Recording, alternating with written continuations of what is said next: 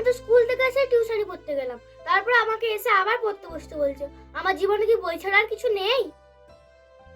আমি কি দোষ করেছি? আমি একটু বন্ধুদের সাথে কথা বলি, মোবাইল দেখি, এইসব নিয়ে তো আমার সমস্যা। হ্যাঁ রে, আগে তো তুই এমন ছিলিস না। এই বয়সেই তোর কথাবার্তা কেমন যেন বদলে যাচ্ছে। কাদের সঙ্গে তুই উঠা বসা করছিস? কাদের সঙ্গে তুই মিশছিস? আমি বড় হচ্ছি মা, সবসময় আমার এরকম আর বকাঝকা শুনতে ভালো লাগে না। শোন, বড় হওয়া মানে কি বাবা মায়ের কথা না শোনা? পুটি, তুই ক্লাস 7-এ উঠলি। এই সময়টাই সবচেয়ে গুরুত্বপূর্ণ। এখন থেকেই তুই যদি ভুল পথে যাস, পরে ঠিক করা খুব কঠিন হবে। আমি কি ভুল করি? আমি একটু বন্ধুদের সাথে কথা বলি, ফোন দেখি, ঘুরতে যাই, এগুলোতে তোমার এত সমস্যা? আর বাবার ফোনটা হাতে পেলে আমি একটু রিলস দেখি, তাতেই তোমার এত সমস্যা? পুটি, মোবাইল সমস্যা না। আসল সমস্যাটা হলো যখন সেটা তোর পড়া, ঘুম, আচরণ সব বদলে দেয়। আগে তুই হাসি খুশি ছিলিস, আর এখন কিছু একটা বললেই তুই রেগে যাস। আমার কথাগুলোতে তুই ভুল বুঝছিস। আমি তোকে শত্রু ভাবি না, আমি তোকে ভয় পাই।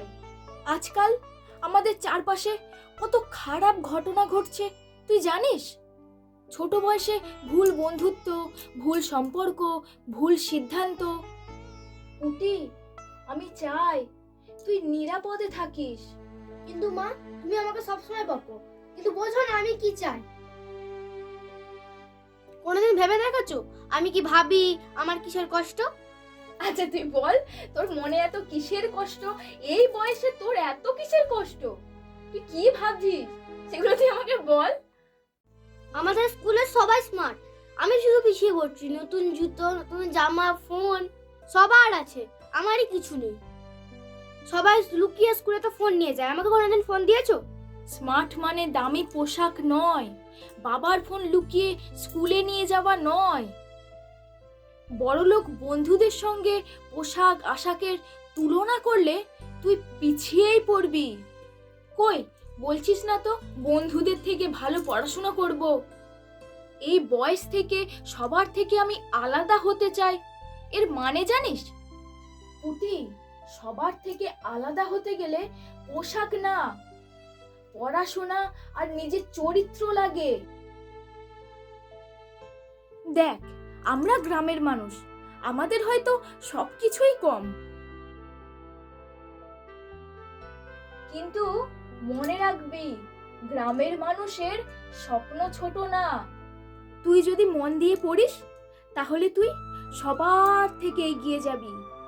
মারে, বদমাশ হওয়া সহজ, জেদ দেখানো সহজ, কিন্তু নিজের ভবিষ্যতের সঙ্গে লড়াই করা খুব কঠিন।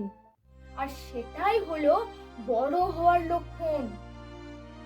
মা, তাহলে কি আমি সত্যি এতটা খারাপ হয়ে যাচ্ছিলাম? না রে মা, তুই খারাপ নয়, তুই শুধু পথ হারাচ্ছিলি। এই বয়সে মন বদলায়।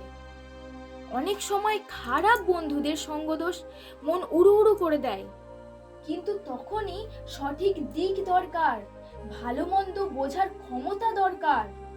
আমি তোর পাশে আছি মা, তুই শুধু একটু পড়াশোনায় মন দে, একটু মোবাইল ঘাটা কমাবি।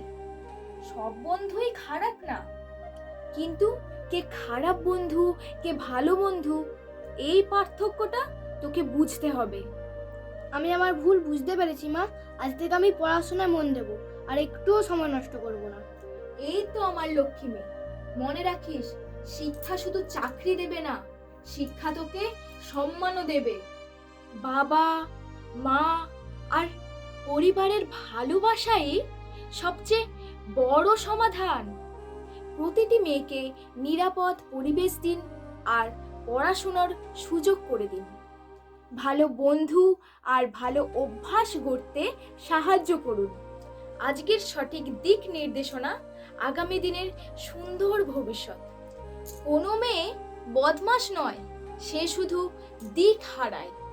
সঠিক ভালোবাসা আর শিক্ষাই তাকে সঠিক পথ দেখায়।